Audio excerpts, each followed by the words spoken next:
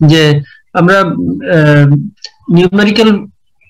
Numerical কেসে elasticity of demand কিভাবে measure করি সেটা দেখিয়েছি, আর এখানে দেখাচ্ছি যে আমাদের যদি ইকুয়েশন দেওয়া থাকে তখন আমরা কিভাবে করি। তো এখানে খুব বেশি পার্থক্য না, এখানে জাস্ট পার্শিয়াল ডিফারেন্সিয়েশনের মাধ্যমে আমরা এটা করব। শুনতে পাচ্ছ তোমরা আমাকে? জি স্যার। আচ্ছা, এখানে আমরা আগে যে ডিফারেন্সিয়েশনটা করছি সেখানে আমাদের আগে যে এটা ছিল সেটা হচ্ছে মনে করো যে এরকম ছিল যে ইলাস্টিসিটি অফ ডিমান্ড, মনে করো যে আমাদের এটা বইয়ের থেকে আমরা নিয়েছি। এখন এরকম হতে পারে যে আমরা আগে বেসিক আমার ইলাস্টিসিটি অফ মেজারের যে ফর্মুলা সেটা হচ্ছে কি, যে elasticity of demand equal to del q by del p into p by q. এখানে এক্স কমোডিটি দিলাম আমি, আর এখানে এক্স কমোডিটি দিলাম, এক্স কমোডিটি দিলাম, এক্স কমোডিটি দিলাম। এখন আমার মনে করো যে একটা ইকুয়েশন দেওয়া আছে, সে ফর এক্সাম্পল যে কিউ ডি এক্স একটা ইকুয়েশন ইজ ইকুয়াল টু দেওয়া থাকলো, মনে করো যে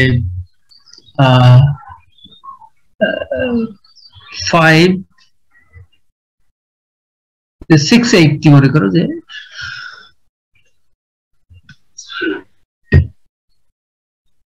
এখানে মনে করো যে 680 মাইনাস 10 px এরকম একটা ইকুয়েশন দেওয়া থাকে। এখন বলা হয় যে ফাইন্ড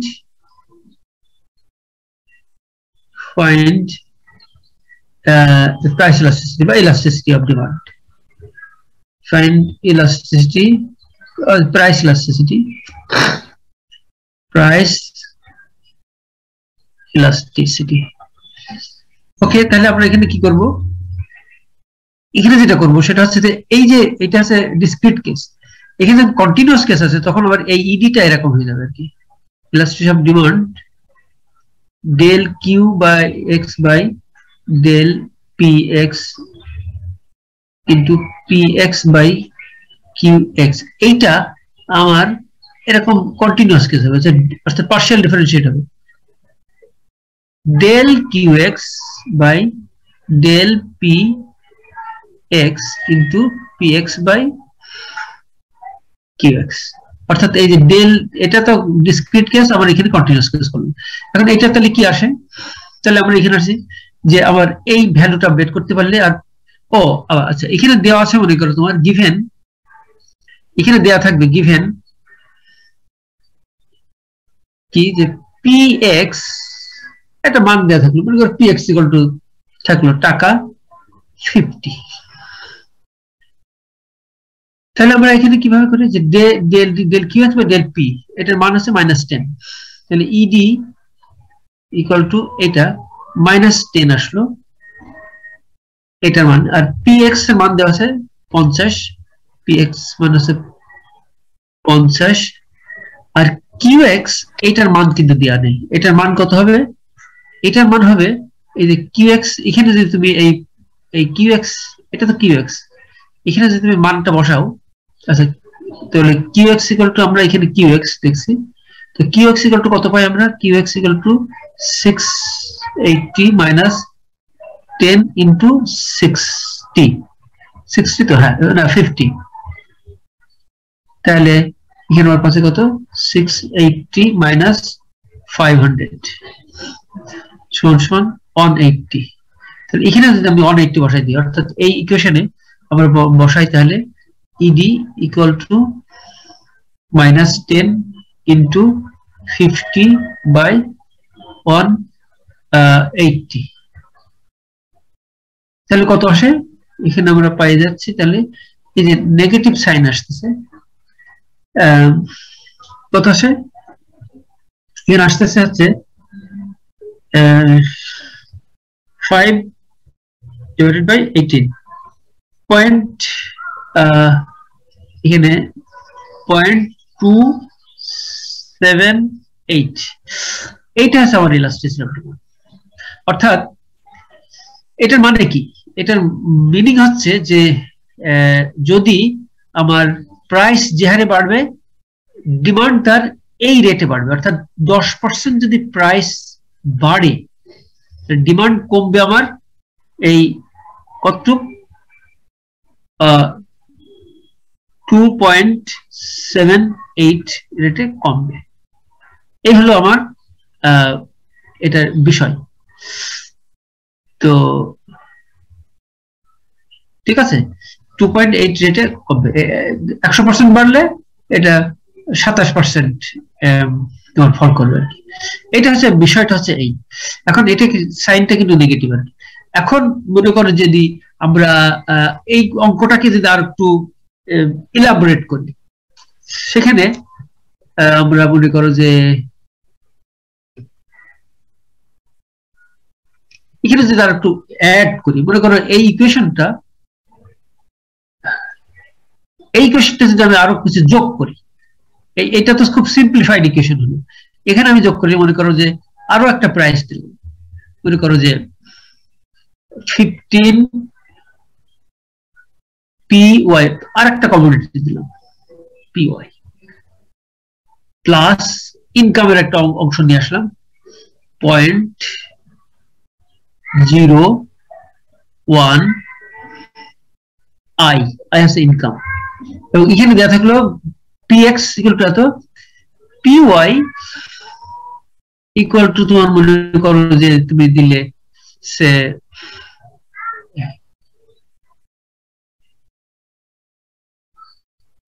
PY দিলে তুমি মনে করো যে 8 দিলে, ঠিক আছে, 8 দিলে। আর ইনকাম I ইকুয়াল টু দিলে তুমি মনে করো যে 25,000 সে একটা অ্যামাউন্ট দিলে। এখন যদি এইটা দেওয়া থাকে, গিভেন আছে এটা, এখন বলা হলো যে এখানে তোমার এখন বলা হচ্ছে যে find price elasticity, price cross price, cross price and income elasticities, এটা বলা থাকবে। তাহলে প্রাইস ইলাস্টিসিটি আবার বের করতে হবে কিভাবে? ক্রস প্রাইস ইলাস্টিসিটি বের করতে হবে এইটার এগেইনস্টে, প্রাইস ইলাস্টিসিটি এইটার এগেইনস্টে, আর ইনকাম ইলাস্টিসিটি এইটার এগেইনস্টে। তাহলে আমার এখানে ফর্মুলাটা কিন্তু একই। মনে করো প্রাইস ইলাস্টিসিটি EX না EP মনে করো প্রাইস ইলাস্টিসিটি, তাহলে এটা আসবে ডেল, এখানে তো ইলাস্টিসিটি অফ ডিমান্ড ED দিছি, আচ্ছা এখানেও EDP দাও তুমি, তাহলে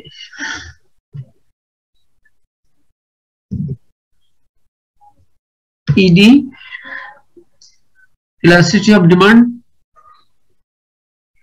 P প্রাইস ইলাস্টিসিটি সমান সমান কত আসছে? Del QX by del PX into PX by QX। আচ্ছা এটা গেল। তো এখানে আমার এটা মান কত আসতেছে? ওই আগের মতোই -10 আসতেছে, ইকুয়াল টু আসতেছে কত? -10। আর P এর মান তো আগের মতো দেওয়া আছে, এটা কত? 50 দেওয়া আছে। QX এটার মান কত? QX এর মান এখানে আসতেছে, আমি মনে করো QX ইকুয়াল টু কত আসতেছে? এইখান থেকে এই ইকুয়েশন থেকে QX নিতে হবে। তো equal to 660 plus 10 into 50 plus 15 into 8 plus 0.01 into 25 equal to কত আসতেছে? বের করো তো। ও এটা তো মাইনাস, কত আসে? এটা এটা 180 প্লাস 8 কত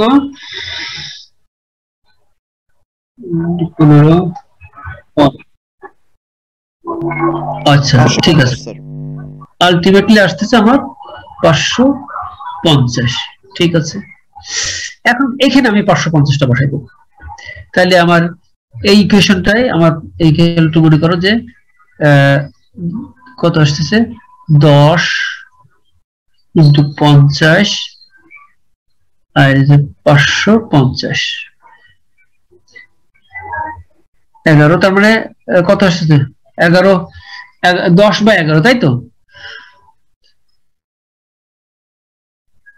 এখানে নেগেটিভ 1.1 আসছে না ও না না সরি উল্টাই যাবে আর কি না উল্টাই যাবে 0.9 10/11 তো এটা স্যার 0.91 স্যার হ্যাঁ 0.91 মাইনাস এখান থেকে মাইনাস আসছে মাইনাস 0.91 আগে কিন্তু ছিল কত দেখো আগে ছিল এই এখন কিন্তু এই অনেকগুলো ফ্যাক্টর যোগ হয়ে সবগুলো ফ্যাক্টরে এটা ইনফ্লুয়েন্স আসছে এই হচ্ছে 0.91 অর্থাৎ এইখানে এটা হচ্ছে আমার ইলাস্টিসিটি তার মানে কি যদি আমার 10% প্রাইস ফল করে তাহলে ডিমান্ড বাড়বে 9.1% এটা হচ্ছে এটার ব্যাখ্যা আর কি এটা নেগেটিভ আচ্ছা এখন যদি বলে যে ক্রস প্রাইসটা কি হবে ক্রস প্রাইস ইলাস্টিসিটি ফর্মুলাটা কি এখানে আমরা ক্রস প্রাইসটা নিয়ে আসি ক্রস প্রাইসটা হচ্ছে কি এই যে ডেল পি এটা মনে করো পিস elasticity of cross price d x y দিলাম মানে দুইটা কমোডিটি তো তাহলে এখানে হবে কি del q x by del p x হবে না কিন্তু পি ওয়াই ওয়াই এর প্রাইসের সাপেক্ষে এটা বাড়বে এখানে যেটা পি এক্স আছে এখানে পি ওয়াই যেহেতু ওয়াই এর সাপেক্ষে আমি এক্স এর এ দেখি p y by del q x সমান সমান আমার এখানে করতে আসতেছে 15 বা পি এক্স পি ওয়াই হচ্ছে 8 আর এখানে তো আমরা পেলাম এই যে 550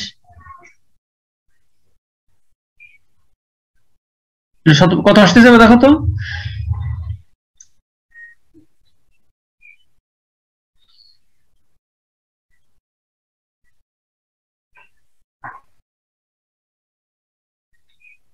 কত আসতেছে এখানে স্যার 0.022 স্যার 0.22 স্যার 0.22 এখানে এখানে এখানে কিন্তু প্লাস আসছে 0.22 তাহলে ওই আগের মতোই যে এখানে ক্রস প্রাইস যদি কম হচ্ছে অর্থাৎ এটা যদি কোক হয় আর এটা যদি পেপসি হয় তাহলে এক্স যদি কোক হয় আর এটা যদি ওয়াই যদি পেপসি হয় তাহলে পেপসির দাম যে হারে বাড়বে কোকের ডিমান্ড তার থেকে এই 2.2 রেটে বাড়বে মানে 10% যদি কোক বাড়ে পেপসি যদি 10% বা সয়াবিন তেল এবং মনে করো যে সানফ্লাওয়ার তো এটা হচ্ছে মনে করো এক্স হচ্ছে সয়াবিন তেল আর এটা হচ্ছে সানফ্লাওয়ার তো সানফ্লাওয়ারের প্রাইস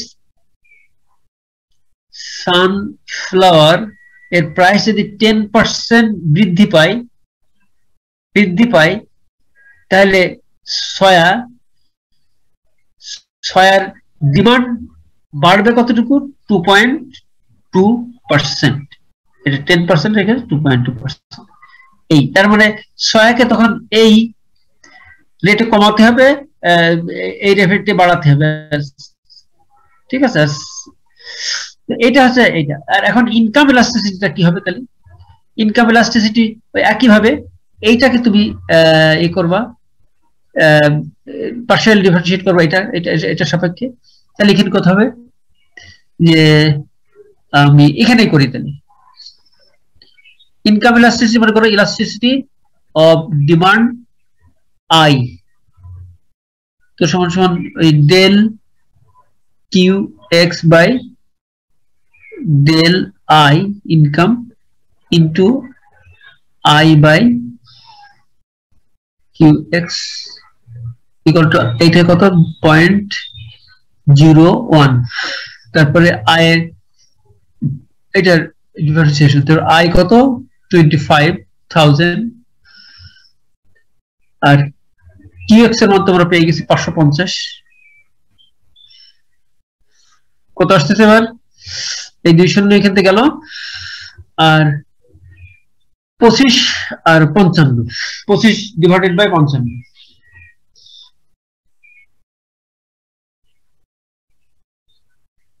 45 না 0.45 তাই তো ইকুয়াল টু 0.55 মনে করো 56 এই তারপর ইনকাম ইলাস্টিসিটি প্রায় হাফের সমান আর কি এই হলো আমাদের ইলাস্টিসিটি এখন প্রশ্ন হলো এটা কিন্তু প্লাস সাইন এখানেও কিন্তু এই যে সয়াবিন আর এই যে সয়া এখানে কিন্তু প্লাস সাইন তো প্লাস সাইন যখন হয় তখন সয়াবিন আর সয়া কিন্তু সাবস্টিটিউট গুড হচ্ছে সাবস্টিটিউট আমরা আগে বলছি কিন্তু সাবস্টিটিউট গুডস আর যদি এটা নেগেটিভ সাইন হতো তখন কিন্তু এটা কমপ্লিমেন্টারি গুডস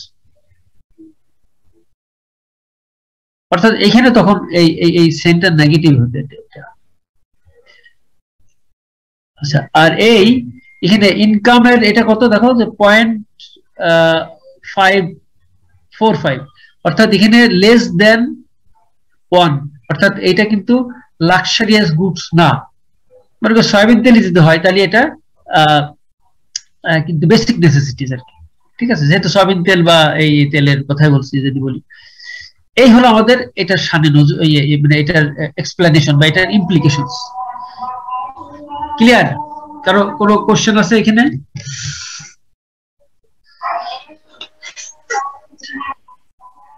ওকে তাহলে আমরা এইটা আমরা এখান থেকে শেষ করতে পারি আমরা ওদিন অন্য কিছু পড়েছিলাম আর কি এই জিনিসগুলো দেখছিলাম আমরা এখন নেক্সট চ্যাপ্টারে যাই এখানে শোনো এখানে আবার একটু বিষয় আছে এখানে দেখো এখানে কিছু কমপ্লিকেটেড বিষয় আছে আবার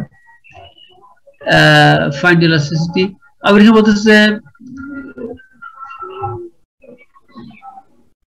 এটা নিচের অঙ্কটা বেশ একটু কমপ্লিকেটেড এটা তো আমরা অত কমপ্লিকেশন দিকে যাচ্ছে না আপাতত আমরা এখানে যদি বলতে চাই যে এখানে বলতে পারি যে এই প্রাইস ইলাস্টিসিটি বের করো এবং নেচারটা বের করো কমোডিটি বা কমোডিটিটা কি বেসিক নেসেসিটিস না লাক্সারিয়াস এটা সাবস্টিটিউট না কমপ্লিমেন্টারি এই পর্যন্ত আমাদের শেষ হবে আর কি ওকে এখন আমরা যেটা দেখবো সেটা হচ্ছে যে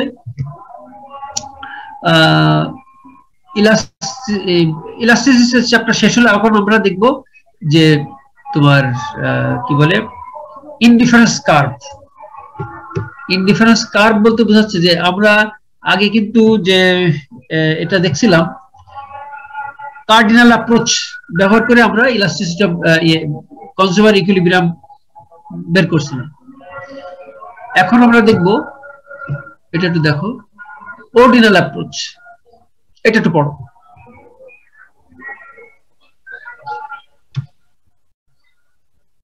আমরা কি পড়বো এখানে সেটা আর কি একটু দেখো আমি তাহলে তোমাদের ক্লিয়ার হবে ধারণাটা লিমিটেশনস অফ কার্ডিনাল অ্যাপ্রোচ কেন আমরা কার্ডিনাল থেকে অর্ডিনালে যাচ্ছি সেটা অ্যাসাম্পশনস কনসেপ্টস অফ ইনডিফারেন্স কার্ভ একটা টুল for ordinal approach and its graphical presentation, definitions and properties of indifference curve, budget constraint or budget line, equilibrium of the consumer. Equilibrium of the consumer বলতে বোঝাচ্ছে যে consumer optimal consumption point কি অর্থাৎ আগে আমরা একটা কমোডিটির ক্ষেত্রে দেখছি যে MUX = PX তাহলে এখানে আসলে কি হবে আর কি এই জিনিসটা তো লিমিটেশনসটা কি একটু দেখো এইটুকু একটু পড়ো এইটুকু 1 মিনিট লাগবে তোমাদের লিমিটেশনস কেন আমরা অবজেক্ট অর্ডিনালাইজড অ্যাপ্রোচে যাচ্ছি। Subjective units for measurement of utility does not provide any satisfactory solution. Subjective units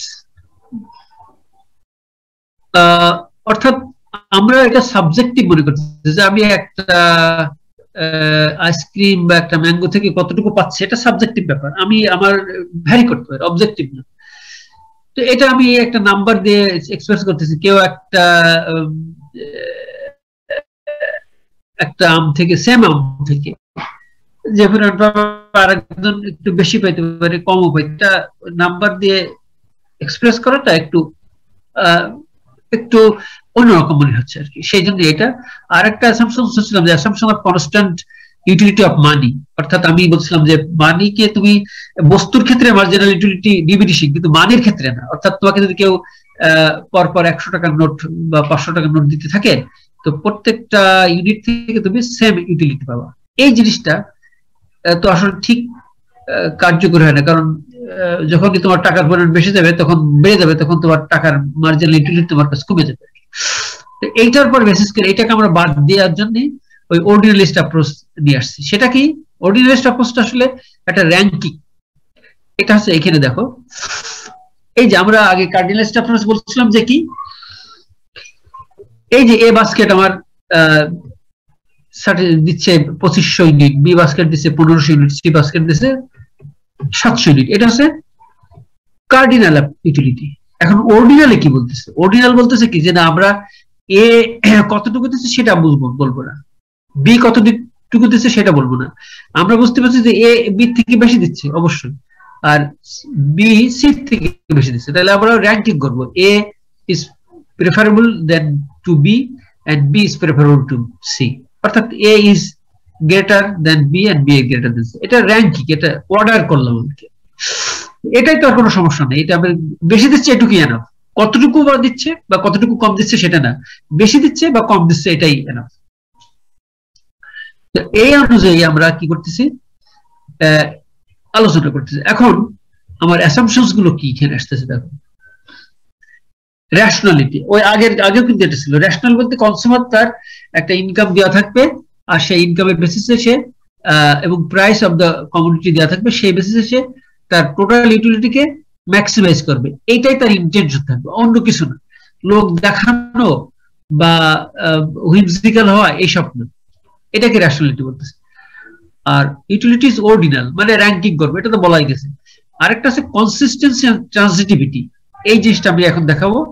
আর একটা আছে diminishing marginal rate of substitution, এইটা। আর এটা তো নিচেরটা তো বুঝতে পারছে। এই দুইটা দেখাবো আমি এখন। এই দুইটা, এইটা 3 নম্বরটা আছে এরকম দেখো, এই কই, এই যে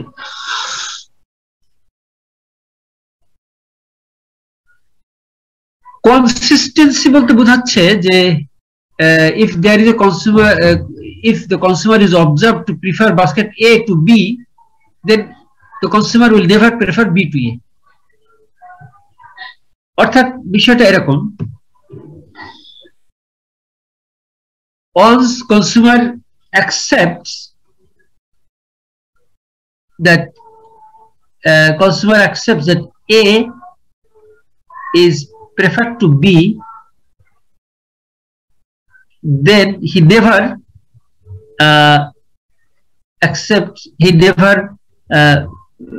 agrees that B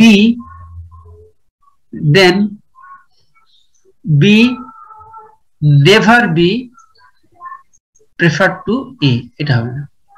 R transitivity বলতে এটা বলতে বোঝাচ্ছে যে if A is preferred to B and B is preferred to C, then A is preferred to C, এটা। এখন বলছে এটা তো খুব সিম্পল বিষয়। এখন মার্জিনাল রেট অফ সাবস্টিটিউশনটা কি সেটা আমরা দেখব। এটা খুবই ইম্পর্টেন্ট একটা কনসেপ্ট। সেটা হচ্ছে যে এই যে marginal rate of substitution is diminishing. এই marginal rate of substitution diminishing, এটা বলতে কি বোঝায়? এটা জানতে গেলে আমাদের এই ইনডিফারেন্স কার্ভে আসতে হবে। এই যে ইনডিফারেন্স কার্ভ, তো ইনডিফারেন্স কার্ভটা কি আগে, এই যে ইনডিফারেন্স কার্ভটা কি, এটা একটু পড়ো তাহলে তোমরা বুঝতে পারবা, খুব মাইনিউটলি পড়বা। এই প্রথম সেন্টেন্সটা পড়ো, এই দুই লাইনটা, প্রথম দুই লাইন। বা একটা কার্ভ যার প্রত্যেকটা পয়েন্ট দুইটা কোঅর্ডিনেটস দেখায়, এবং এই দুইটা কোঅর্ডিনেট গুলো হচ্ছে কি, যে একটা কমোডিটির কম্বিনেশন, এবং এটা প্রত্যেকটা ওই কার্ভের সব কম্বিনেশন সমান স্যাটিসফ্যাকশন দেয়। এটা তো কিছুটা অ্যাবসার্ড মনে হচ্ছে, আসলে কিন্তু না, খুবই সিম্পল। দেখো, মনে করো যে এই উদাহরণটাকে আমরা ধরি, এটা একটা ইনডিফারেন্স কার্ভ। এখানে প্রত্যেকটা point A B C D E F G H সব ইকুয়াল স্যাটিসফ্যাকশন দিচ্ছে, অর্থাৎ এই ইকুয়াল স্যাটিসফ্যাকশন দিচ্ছে। এটা কিভাবে সম্ভব? এখন আমরা এখান থেকে একটা পার্শিয়ালি এটাকে আমরা কেটে নিলাম, কেটে আমি একটু দেখাই। মনে করো যে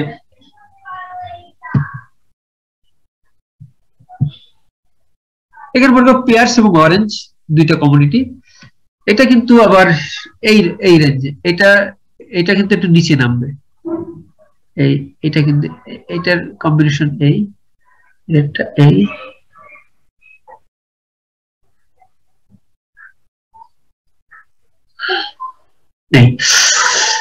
মনে করো আমরা ধরি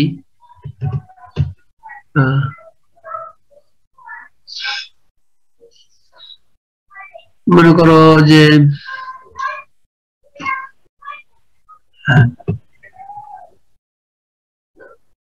মমিত, মাহফুজ আর মনে করো অর্ণব, তিনজন ব্যক্তি, মমিত, মাহফুজ, অর্ণব। মনে করো মমিত,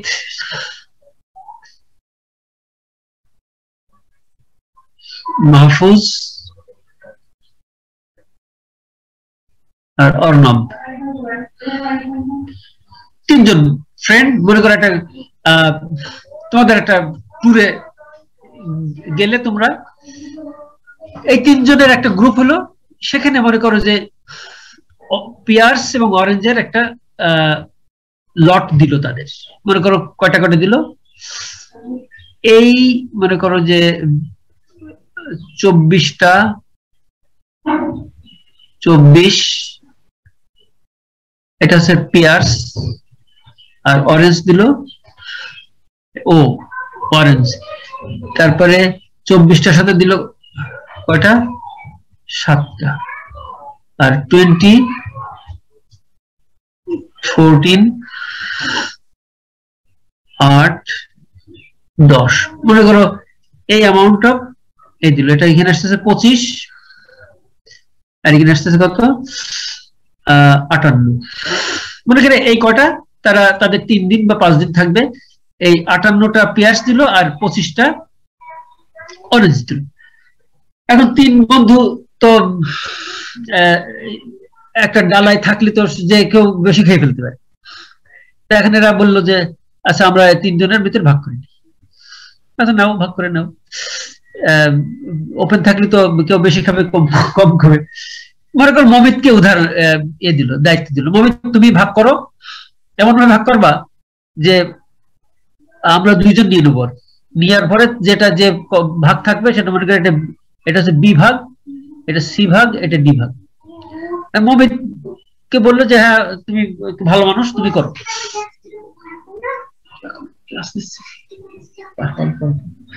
এখন মমিত এই ভাগ করলো, 24টা আর 7টা, 20টা আর 8টা, 14টা আর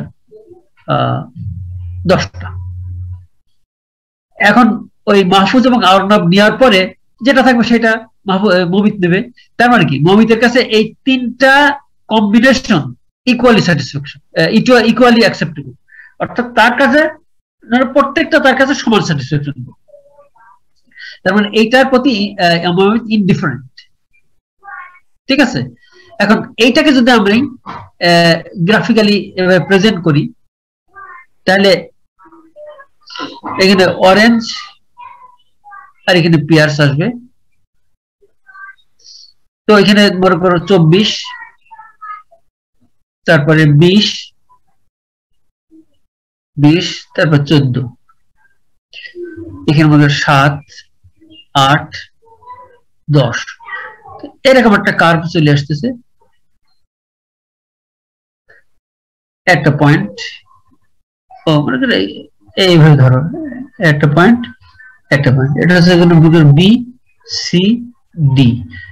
এটা হচ্ছে মোবিটের ইনডিফারেন্স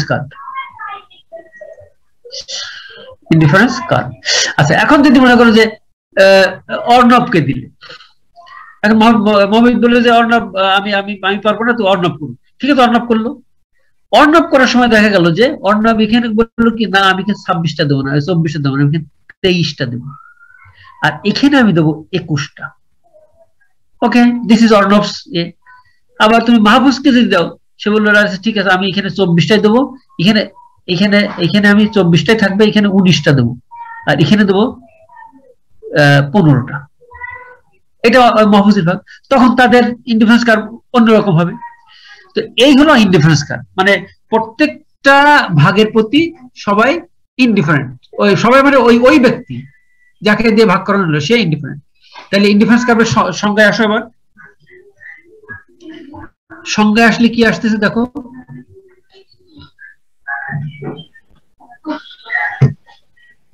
এই যে দেখো, এবার দেখো ইনডিফারেন্স কার্ভ সংজ্ঞায় দেখো, এই এবার পুরোটা পড়ো।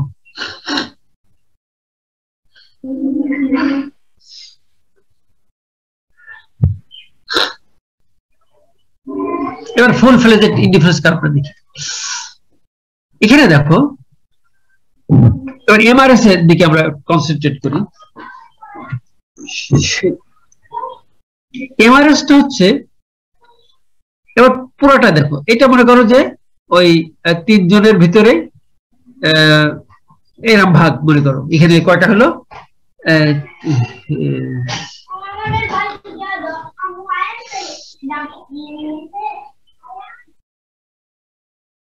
এখানে মনে করো যে এরকম ভাগ মনে করো, এখানে এরকম এই 3 জন বা 4 জন, এটার ভাগ হচ্ছে, এখানে মনে করো কয়টা হলো, এটা একটা অ্যামাউন্ট হলো, এখানে একটা অ্যামাউন্ট হলো। এখন এইটা হচ্ছে তোমার ইনডিফারেন্স কার্ভ। এ বি সি ডি প্রত্যেকটাই ওই নির্দিষ্ট ব্যক্তির জন্য সমান সার্টিফিকেট দিচ্ছে এটা। এখন দেখো ইন্টারেস্টিং ব্যাপার হচ্ছে যে আগে 30টা 6টার যে কম্বিনেশন, এরপরে যদি তুমি একটা বাড়াও, তাহলে তোমার এইটা যদি একটা বাড়াও, তাহলে এটা কমাতে হবে না, তোমার তো সমান থাকবে না। এটা একটা বাড়াইলে তুমি প্রথমটা বাড়ানোর ফলে তোমার এখানে কমাতে হচ্ছে কয়টা, 6টা। তারপর 7 থেকে 8 গেলে এখানে বাড়াচ্ছ তুমি, কমাচ্ছ তুমি কয়টা, 4টা।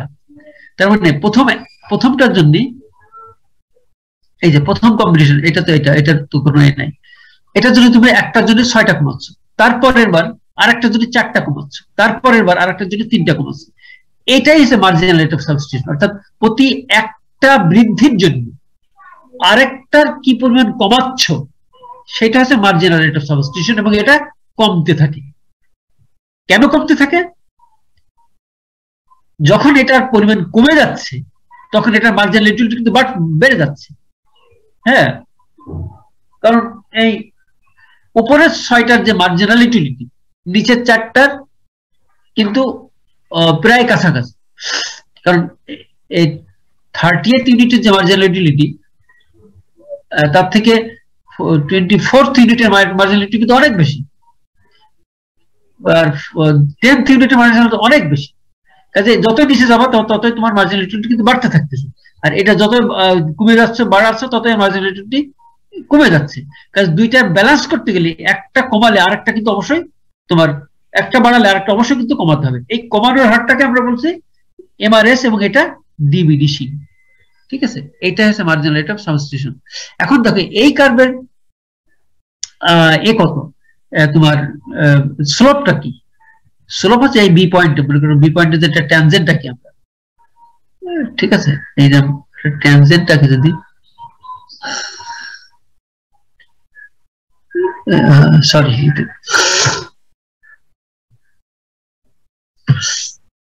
এই বি পয়েন্টে যদি আমরা এই পয়েন্টের স্লোপটা কি, বি পয়েন্ট এটা ট্যানজেন্ট আঁকলাম মনে করো,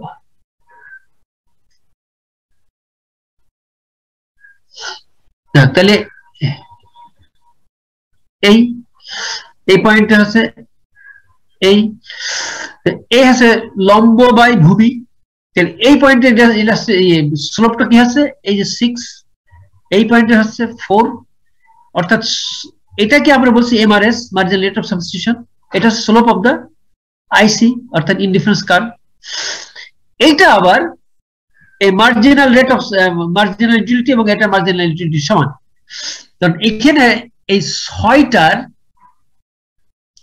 এই যে 6টা তুমি কমাইলে এই 6 এর মার্জিনাল ইউটিলিটি এটা 6টা কমাচ্ছ না, এই 6টা সমান এখানে একটা, ঠিক আছে? তার মানে কি এই একটা এই অরেঞ্জের ইউটিলিটি যদি 6 হয়, 1 হয় মার্জিনাল ইউটিলিটি, তাহলে এটা হচ্ছে 1/6। তো ঠিক আছে, তাহলে এটা আমার মার্জিনাল ইউটিলিটি হচ্ছে তাহলে এখানে MUX বাই MUY হচ্ছে 6, এটা স্লোপ হচ্ছে এই পয়েন্টে 6, এখানে 4, এই হচ্ছে মার্জিনাল ইউটিলিটির সাথে এটার সম্পর্ক। তো এবার এটা দেখো এটার কি বলতেছে, এটা মার্জিনাল রেট অফ সাবস্টিটিউশনটা কি, এই যে মার্জিনাল রেট অফ সাবস্টিটিউশন কি, এটা পড়ো।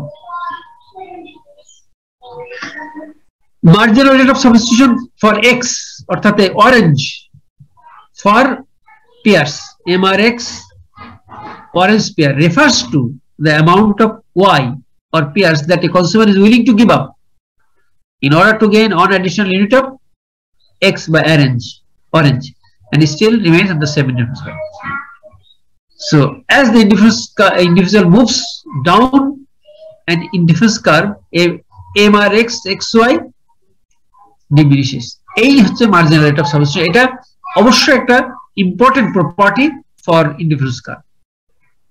কোনো কোশ্চেন থাকলে বলো, আমার নেক্সট এটা আছে। আর এখানে দেখো এই যে এই রিলেশনশিপ বিটুইন মার্জিনাল রেট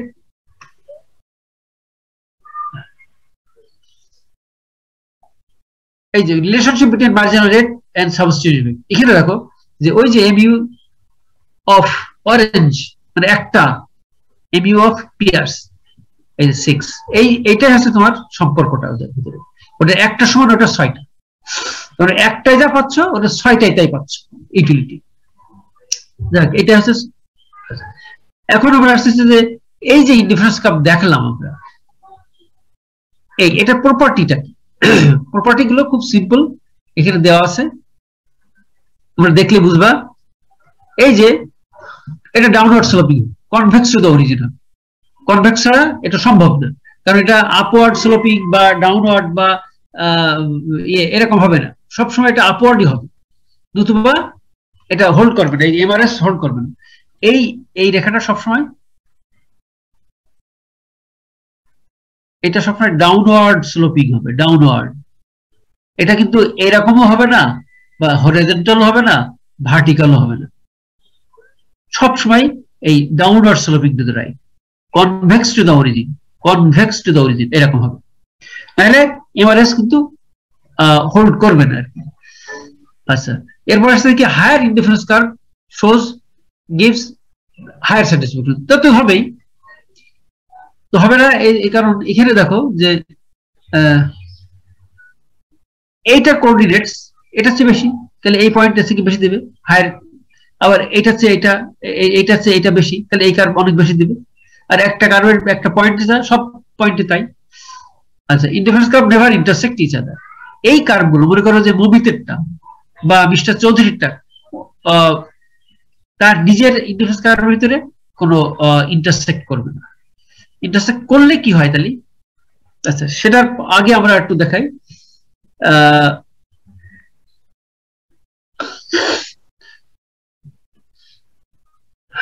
এটা ইন্টারসেক্ট করে তাহলে কি হয়?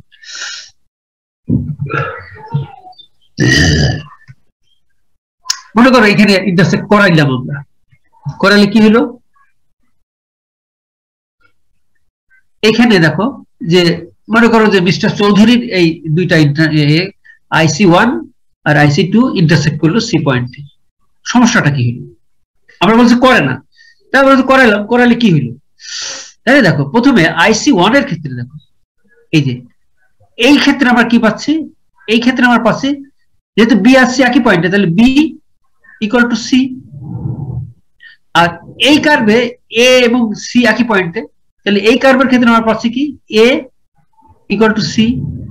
তার মানে কি আমরা বলতে এ ইকুয়াল টু বি এরকম বলতে পারি আমরা। কিন্তু আসলে কি এ ইকুয়াল টু বি হবে? এ তো হায়ার কোঅর্ডিনেটস, এটার থেকে তো এ পয়েন্ট বেশি দিবেই। কাজেই এখানে আমরা পাচ্ছি কি, এখানে আমরা পাচ্ছি এই দুইটা পয়েন্টে আমরা পাচ্ছি কি এ ইজ প্রেফার টু বি বা গ্রেটার দ্যান বি, কিন্তু এখানে পাচ্ছি এ ইকুয়াল টু বি। তার মানে কি এটা অ্যাবসার্ড একটা বিষয়, অর্থাৎ এটা ইন্টারসেক্ট করতে পারে না, এটা ইন্টারসেক্ট করবে না। এই হচ্ছে, আর এটা হচ্ছে যে এটা আমরা বলছি যে এটা কনভেক্স টু দ্য অরিজিন হবে। এন্ড কনকেভ যদি হয় তাহলে কি হয়?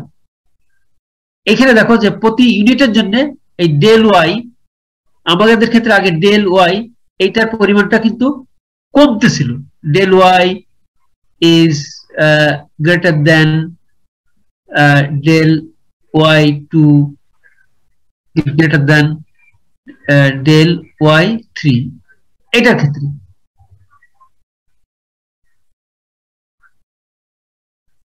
ও না না, এটা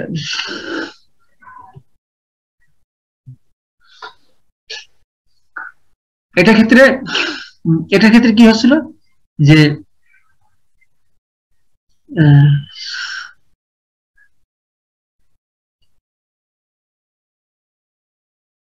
এবারে এটা এটা ছোট ছোট, এটা ছোট, কিন্তু এখানে কিন্তু দেখো এটার থেকে এটা বড়, এটার থেকে এটা বড়, অর্থাৎ উল্টা নিয়ম চলে গেছে। কাজে এটা হতে পারে না, অর্থাৎ এই জন্য বলবো যে এটা it doesn't comply with MRS, so it must be convex to the origin and never be concave to the origin. এই হলো প্রপার্টিজ। ওকে, এখন আমরা খুব ইম্পর্টেন্ট একটা কনসেপ্টে যাব, সেটা হচ্ছে যে এখন মনে করো সবগুলো আমরা জানি গেলাম, বেসিক কনসেপ্ট আমরা জানা হয়ে গেল। এখন আমরা দেখবো যে কনজিউমার ইকুইলিব্রিয়াম কিভাবে হয়। ও এটা মনে করো যে ইন্ডিফারেন্স ম্যাপ, মনে করো যে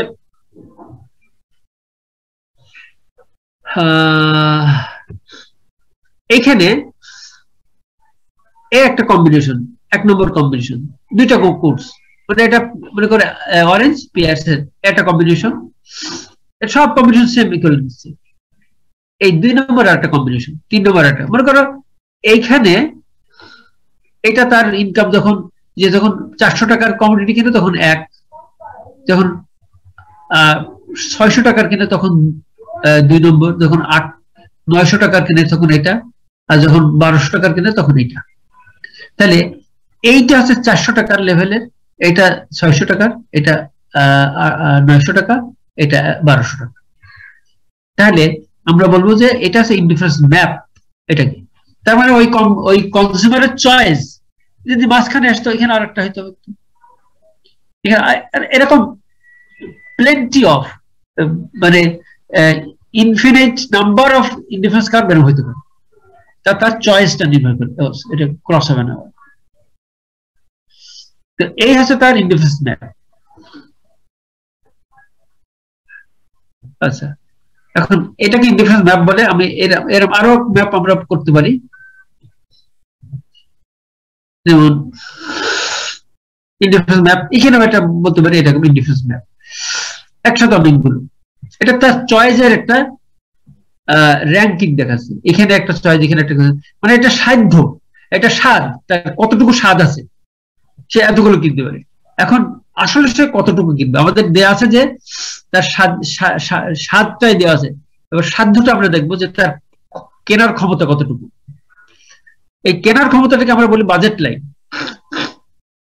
বাজেট লাইন বলতে বোঝাচ্ছে যে এই কনজিউমারের একটা নির্দিষ্ট ইনকাম থাকবে, সেই ইনকাম দিয়ে সে কত কম্পিটিশন কিনতে পারে সেটাই। মনে করো এখানে দেখো বাজেট লাইন কি বলে, a graph showing all possible competition of two goods that can be purchased at a given price for a given budget. এখন এই হচ্ছে বাজেট লাইন, এটা যে কোনো রকম হতে পারে, এটা লাইনটা স্টিপার হতে পারে, মনে করে যে এরকম হতে পারে বা এরকমও হতে পারে, এটা নির্ভর করে, বা এরকম হতে পারে। এখন কিভাবে এই কার্ভটা আসে? মনে করো যে 100, মনে করো যে তার ইনকাম আছে কত, বা বাজেট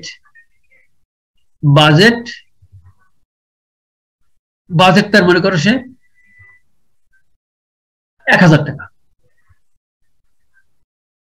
এই সে অরেঞ্জ কিনবে,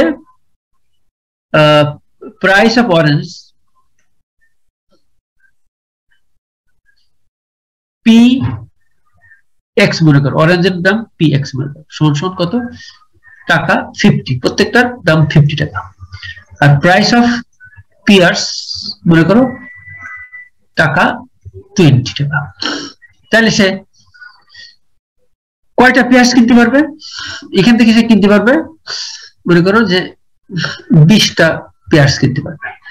আর কিন্তু কয়টা কিনতে পারবে সে? 20টা, তো 20টা। আর এখান থেকে সে 50টা, ও এটা তো ইয়ে হয়ে গেল, 2 রকম হয়ে গেল। এটা 25 টাকা দাও,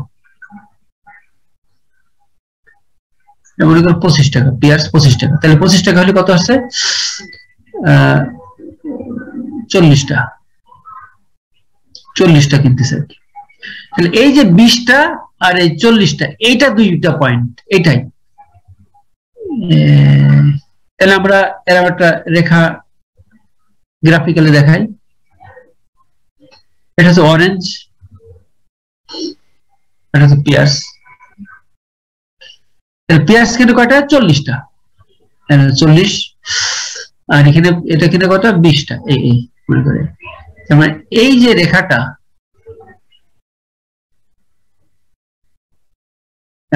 একটু যাবেন আর কি।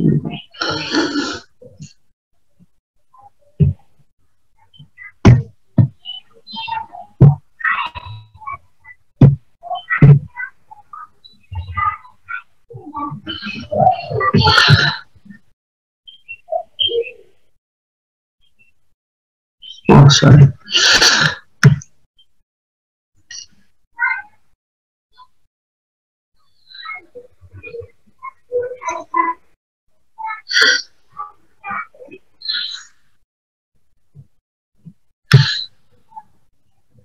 এই যে মনে করে এইটা হচ্ছে তার, এই যে এ বি রেখাটা, এ বি, এটা হচ্ছে তার বাজেট লাইন। অর্থাৎ সে অ্যাট বেস্ট 20 or 40 কিনতে পারে, আর এর মাঝখানে যে কোনো কিনতে পারে, এতটুকু কিনতে পারে, অথবা এতটুকু কিনতে পারে। এটা হচ্ছে তার বাজেট লাইন। তো বাজেট লাইন কি? Show all possible combination of two goods, 0 apple, 0 pears, 20 orange, আর 0 অরেঞ্জ, 40 pears। এটাকে আমরা বাজেট লাইন বলি, এটা হচ্ছে বাজেট লাইন। এখন বাজেট লাইনের স্লোপটা কি? এই কারণে স্লোপটা কি হচ্ছে? Slope equal to OA by OB, tan theta কিন্তু লম্বা বিভবী। এখন এই যে এটা পাইলাম আমরা, এটাকে যদি আমরা ইনকাম দেই, এম দেই, আর এটা PX, এটা হচ্ছে PY, পিয়ার্স এর, তাহলে এটা আমরা সমান কত পাচ্ছি? এই যে 20, এটা সমান আমরা, এটা 40 সমান আমরা পাচ্ছি কত? 40 সমান কত পাচ্ছি? M বাই PY, আর এটা পাচ্ছি M বাই PX। তাহলে OA আর OB এর মানটা আমরা পেয়ে গেলাম। OA ইকুয়াল টু কত? M বাই PY, আর এটা M বাই PX সমান PX বাই PY। এইটা হচ্ছে তার স্লোপ, অর্থাৎ দুইটা প্রাইস রেশিওটা স্লোপ। তাহলে এটা আমরা চলে গেলাম। এখন আসতেছি আমরা, এটা সাধ্য পাই গেলাম, স্বাদ আর সাধ্য দুটাই পেয়ে গেছি আমরা, ঠিক আছে? আচ্ছা, এখন এই যে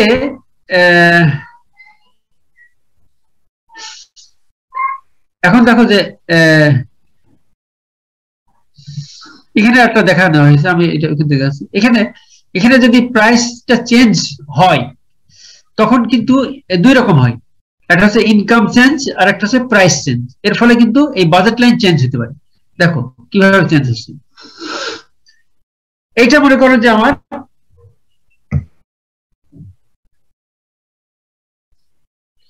এইটা মনে করো যে আমি যে 1000 টাকা নিয়েছিলাম না, এইটা মনে করো 1000 টাকার লাইন। এই এখন যদি আমার ইনকাম যদি 1500 টাকা হয় তখন কিন্তু আমরা এখানে চলে যাব। অর্থাৎ আগে আমি এখানে 40, ঠিক আছে, এটা 40, এটা 20, ঠিক আছে, এটা আমার মনে করো 1000 টাকার লাইন। এখন ইনকাম যদি আমার কমে যায়, মনে করো 900 টাকা হলো, না তাহলে কত হলো 30, আর এখানে মনে করো 15 হচ্ছে। ইনকাম কমে যদি যায় 800 টাকা হয় তখন আমার মনে করো এটা আসছে, সেম হিসাব করলাম আমি 800 টাকা, তখন এটা, তার মানে কি এইটা কমে গেল। আবার যদি ইনকাম বেড়ে যায় তখন আমার এই কার্ভ যদি 1000 টাকা থেকে মনে করো যে 1500 টাকা হয় তখন মনে করো এই কার্ভটা হবে। এটা হচ্ছে মনে করো 1500 টাকার কার্ভ। তার মানে এটা 1000, এটা 800, এটা 1500। তার মানে কি এই একটা এটার প্রাইস লাইন, আবার এটা মানে প্যারালালি শিফট হয়ে গেল। আচ্ছা, এই এখন মনে করো যে এই প্রাইস যদি কমে যায়, মনে করো অরেঞ্জের প্রাইস আগে যা ছিল, আগে আমি মনে করলাম যে কয়টা কিনতে পারতাম, মনে করি এখানে এটা ছিল আর কি 800 টাকায়, এখানে মনে করো যে সে কয়টা কিনতেছিল, এখানে মনে করো যে 15টা কিনতেছিল। এখন যদি ওই অরেঞ্জের প্রাইস যদি কমে অর্ধেক হয়ে যায়, মনে করো যে এটা কত 15,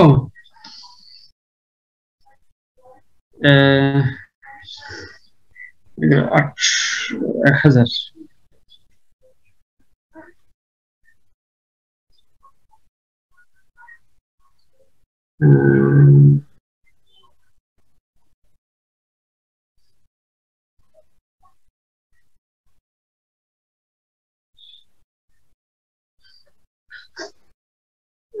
এখানে আচ্ছা ঠিক আছে, মনে করো যে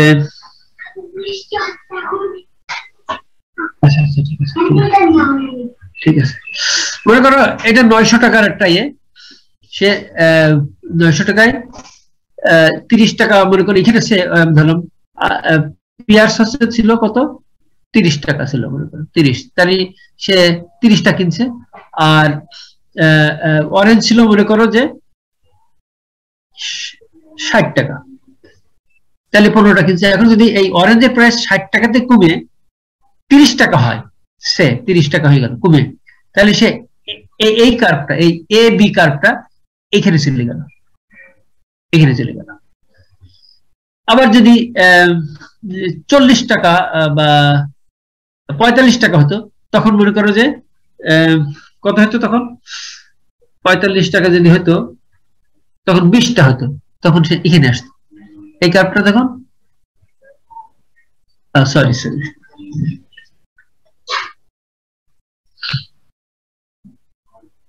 এই কার্ভটা তখন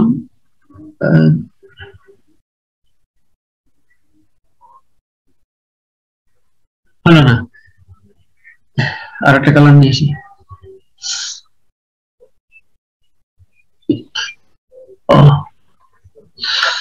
পিঙ্ক নেই, এখানে আছে প্রাইস, এখানে আছে প্রাইস কত, অরেঞ্জের প্রাইস px ইকুয়াল টু 60।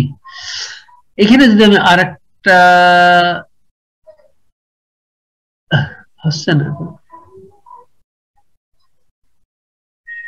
এখানে অরেঞ্জের প্রাইস কত 45, আর এখানে হচ্ছে অরেঞ্জের প্রাইস কত 30। তার মানে কি এই পেয়ারসের প্রাইস ঠিকই থাকলো, কিন্তু অরেঞ্জের প্রাইস কমার ফলে এই কার্ভটা এদিকে শিফট হয়ে গেল, আবার ফার্দার এদিকে শিফট হয়ে গেল। এই হলো প্রাইস চেঞ্জের ফলে এটার ইম্প্যাক্ট।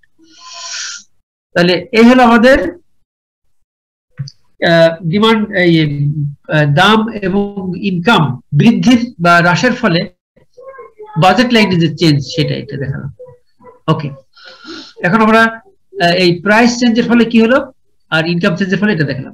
এখন আমরা ফাইনাল পয়েন্ট আমাদের সেটা হচ্ছে যে আমরা এখন যে সবকিছু আমরা জানলাম, এখন কনজিউমার তার মনে করো একটা ইনকাম দেওয়া আছে, মনে করো যে এই 800 টাকা বা প্রাইস এটা দেওয়া আছে, কখন সে এই কার্ভগুলো আমার কাছে আছে, এখন কোথায় সে অপটিমাল কনসাম্পশন করবে, অর্থাৎ কোন কম্বিনেশন কিনলে সে ম্যাক্সিমাম স্যাটিসফ্যাকশন পাবে, সেই জিনিসটা আমরা এখন আসবো।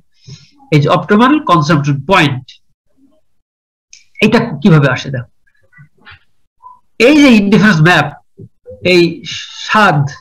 এই স্বাদের ভিতরে যে সাধ্যকে আমরা সুপার ইম্পোজ করি, তাহলে যে ট্যানজেন্সি পয়েন্ট সেটা হবে তার ইনডিফারেন্স কার্ভের তার অপটিমাল কনসাম্পশন পয়েন্ট, অর্থাৎ টি। এইটার সাথে হাইয়েস্ট পসিবল ইনডিফারেন্স কার্ভের সাথে এখানে ট্যানজেন্ট হচ্ছে টি পয়েন্টে, অর্থাৎ ও ওয়াই1 পরিমাণ পেঁয়াজ এবং ও এক্স পরিমাণ অরেঞ্জ যদি সে কিনে, তখন এক্স কিনে, তখন সে হাইয়েস্ট পসিবল স্যাটিসফ্যাকশন বা এ পাবে। এইটা একটু তোমরা দেখো, দেখলে তোমাদের কাছে ক্লিয়ার হবে। ওকে,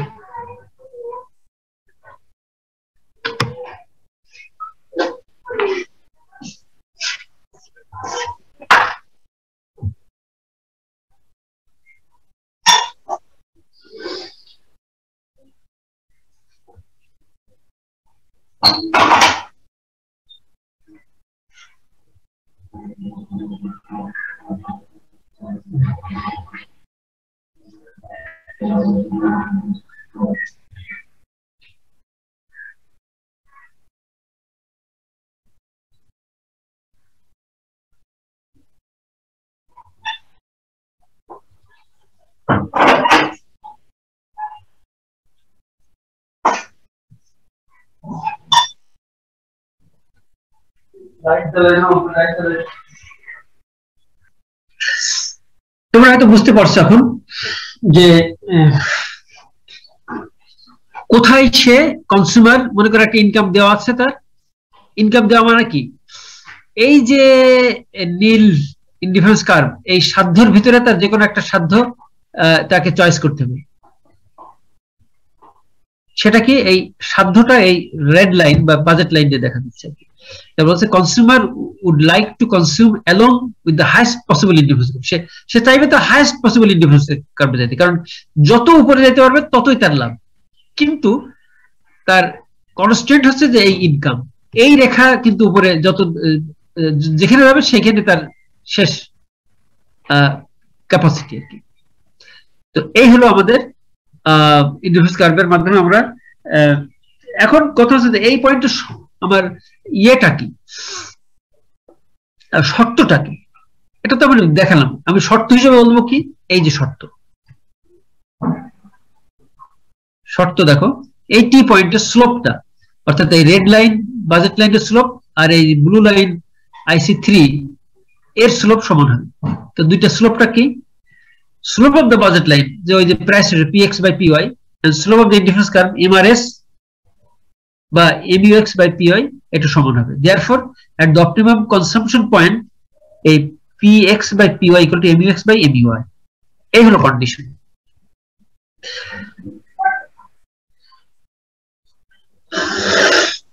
এখন দেখো যে এই কন্ডিশনটা আর একটু এখানে বলছে যে কি বলছে যে এখানে আমরা দেখছি যে MUX এই যে PX by PY MUX by MUI. This implies that আমরা লিখব যে MUX by PX equal to MUY by PY. এই হচ্ছে কন্ডিশনটা এভাবে আসতেছে আর কি আমাদের। তো এইটা হচ্ছে দুইটা কমোডিটির ক্ষেত্রে। এখন যদি আমি মাল্টিপল কমোডিটি করি, আমরা ওখান থেকে পাইলাম কি, দুইটা কমোডিটির ক্ষেত্রে এই হলো কন্ডিশন। এখন আমি যদি n কমোডিটি হয় তখন আমার কি হবে সেটা আমি কিভাবে প্রমাণ করব সেটা প্রমাণ আমরা ম্যাথমেটিক্যালি করতে পারি তো তার আগে আমরা একটু এখানে দেখি যে আসলে এখানে কি বলতেছে ম্যাথমেটিক্যাল প্রমাণটা আগে আমরা একটু দেখি যে এখানে এই যে কিছু জিনিস আছে এটা তুমি দেখবা দেখলে পেয়ে যাবে এই যে mathematical condition condition for equilibrium can be expressed mathematically as এইটা এখানে subject to the constraint এই যে ইনকাম m দেওয়া হয়েছিল সেটা ইনকাম শুধু এই এখন এটাকে আমরা ইয়ে করতে পারি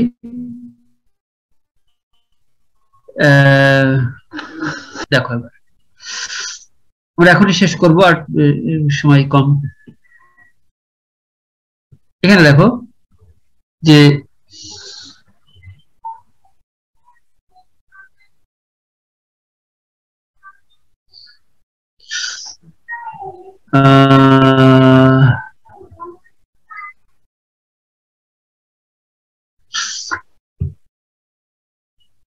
এখানে দেখো এটা আমি এটা দেখছি যে ইন্ডিফারেন্স কার্ভের স্লোপটা এই del y by del x এটা দেখাচ্ছি তারপরে কি এই যে স্লোপটা আছে কিন্তু এই দেখেন এই যে এম আর এক্স হয়ে গেছে যাক এখন আমরা যেটা দেখতে যাচ্ছি সেটা হচ্ছে যে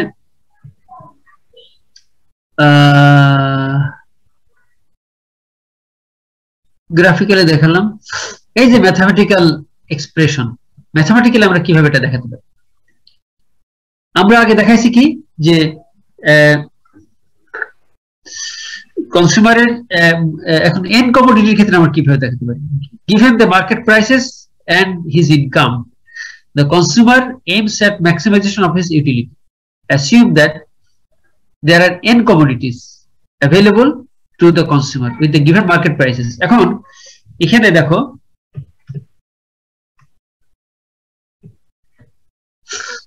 এখানে আমার আগে মার্কেট প্রাইস দেওয়া ছিল কত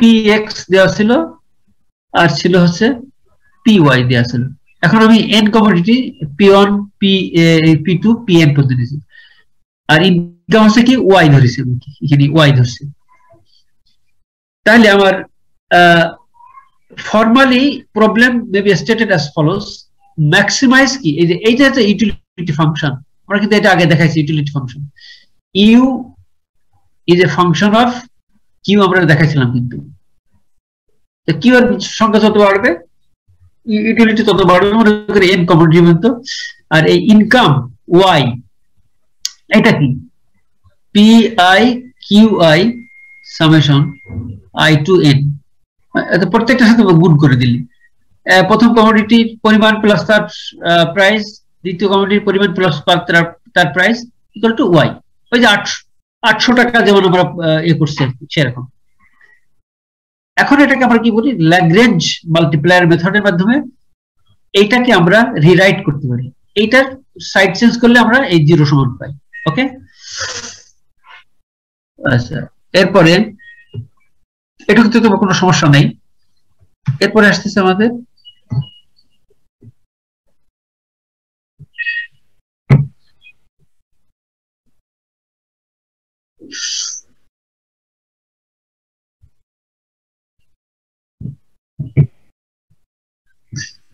এই এখন ওই পর্যন্ত আসলাম আমার এরপর আসতেছে কি যে এই দেখো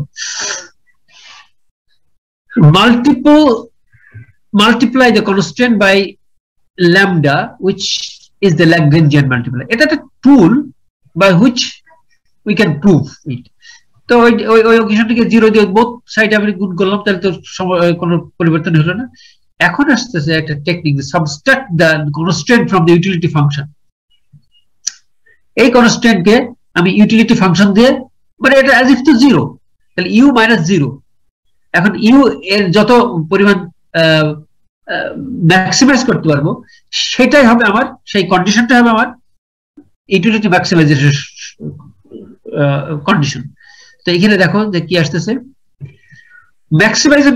ম্যাক্সিমাইজেশনের শর্তটা এই ইকুয়েশনটাকে যদি আমি ম্যাক্সিমাইজ করতে পারি তাহলে এটার ফার্স্ট ডেরিভেটিভ 0 হবে সেকেন্ড ডেরিভেটিভ নেগেটিভ হবে তো সেটাই দেখো এখানে এইটুকু দেখো phi = u - এই কম্পোজিট ল্যাগ্রেঞ্জিয়ান মাল্টিপ্লায়ার, কম্পোজিট ফাংশন যেটা আর কি, সেটাকে আমি ইয়ে করলাম। তো এখান থেকে ডেল ফাই বাই ডেল কিউ1 এর এগেইনস্টে এটা বের করলাম, কিউ2 এর এগেইনস্টে, কিউএন এর এগেইনস্টে, আর এটা ল্যামডার এগেইনস্টে পাইলাম। এই এখন এখানে দেখো এই জিনিসটা কিন্তু আসলে এখান থেকে আমরা এই পাইলাম, এই যে জিনিসটা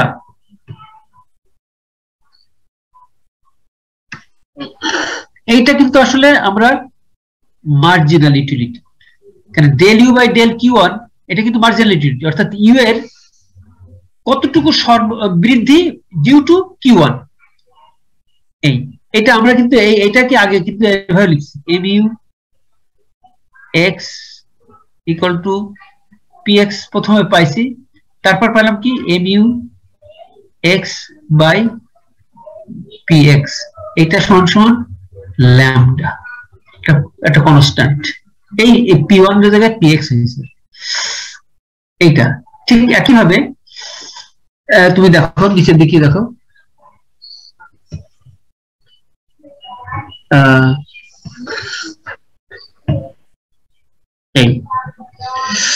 এই যে মার্জিনাল ইউটিলিটি সবগুলো কিন্তু আমরা পেয়ে গেছি মাল্টিপল কমোডিটির ক্ষেত্রে, অর্থাৎ MU X MU del U by del Q one equal to MU one, আর del U by del Q two equal to MU two mu.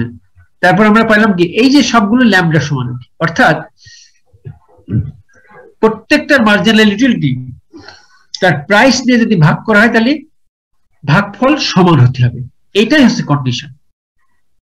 এই কন্ডিশনটা যে ফুলফিল করে সেটা আমরা ওই আগেও পেয়েছি, কিন্তু আগেও কিন্তু এটা পেয়েছিলাম। এখন এইখানে দেখো, আর এই আগের কন্ডিশন যে আমরা এখানে পাইছি কি, এটা তো ম্যাথমেটিক্যালি আমরা পাইলাম, এটা কিন্তু ম্যাথমেটিক্যালি পাইলাম, এই জিনিসটা ম্যাথমেটিক্যালি এটা আমরা পাইলাম। আর ওই টু ভেরিয়েবল দিয়ে কি পাইছে, এটা পাইছে, এটা পাইছি।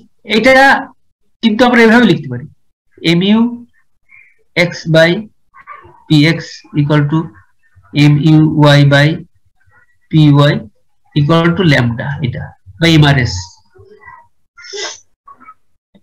তো এই হলো আমাদের বিষয়। এখন এর মাধ্যমে আমরা কি জানতে পারলাম, এর মাধ্যমে আমরা জানতে পারলাম যে এই যে ম্যাথমেটিক্যালি আমরা এটা পাইলাম, আর আমরা যে ওই প্রথমে একদম প্রথমে চলে যাব কার্ডিনাল অ্যাপ্রোচে, কিন্তু আমরা ওই MUX equal to MUX equal to PX পাইছিলাম, সেইটা কিন্তু এখানে আমরা এক্সট্রাপোলেট করে এই পর্যন্ত নিয়ে আসতে পারি আর কি। এই যে ওই প্রথমে একদম প্রথম ক্লাসগুলোতে আমরা এটা দেখাইছিলাম, কি দেখাইছিলাম যে এমইউএক্স ইকুয়াল টু পিএক্স, এটা কিন্তু দেখাইছিলাম। তো এটা হচ্ছে সিঙ্গেল কমোডিটির ক্ষেত্রে। আর তারপর M U Y equal to P Y হবে, এবং এই দুটার যদি আমরা একসাথে করতে চাই তাহলে এই M U X by P X equal to M U Y by P Y equal to lambda. এই হচ্ছে ইকুইমার্জিনাল ইউটিলিটি। এটা প্রথম অর্ডিনাল থেকে পাইছি, কার্ডিনাল থেকে। আর অর্ডিনালি পাইলাম এইটা আর এইটা। তাহলে আমরা কি বলতে পারি এখন, we observe that equilibrium condition are identical in cardinalist approach and in the indifference curve বা ordinalist approach. Ordinalist, এটা হচ্ছে আমাদের কনক্লুশন। মানে আমরা দুই পদ্ধতিতেই ড্রব্যাক থাকলেও দুইটা পদ্ধতিতেই আমার ইকুইলিব্রিয়াম কন্ডিশনটা সমান হচ্ছে। এটা হচ্ছে আমাদের সর্বশেষ পয়েন্ট। এখান থেকে আমরা এ করতে পারি যে এটা আমাদের শেষ পয়েন্ট। মনে করো যে আজকে আমাদের এখানে তোমাদের যদি রিভিউ ক্লাসটা করতে চাও করতে পারো, আর এই পয়েন্টটা হচ্ছে লাস্ট। আমরা এখানে যদি কারো কোনো বুঝতে অসুবিধা হয় তাহলে আমাকে বলতে পারো।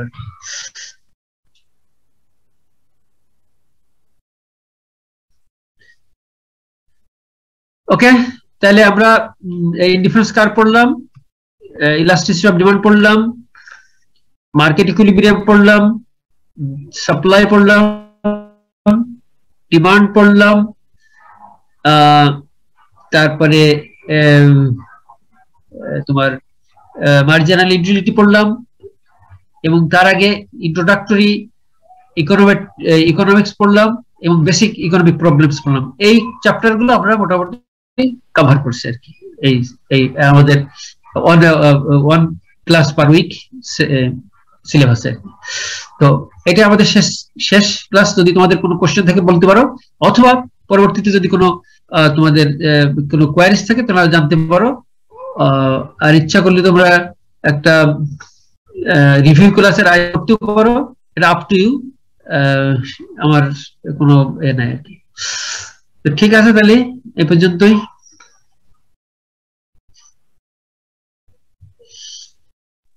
আসসালামু আলাইকুম স্যার। ওয়ালাইকুম আসসালাম। তাহলে আমরা করে দিলাম ক্লাস, তাহলে এখানেই আমরা শেষ করছি। সবাইকে ধন্যবাদ জানিয়ে, তোমরা কোনো সমস্যা থাকলে আমাকে সাথে যোগাযোগ করো, কোনো বুঝার কোনো সমস্যা বা কোনো কিছু থাকলে। আমি এইটা এই স্লাইডটা মধ্যে আপলোড করে নিয়ে আমি আজকে আপলোড করে দেবো তোমাদের টিমসে। ওকে, তো ভালো থাকো, সবাইকে ধন্যবাদ জানিয়ে আজকের মতো ক্লাস শেষ করছি। ওকে, আসসালামু আলাইকুম।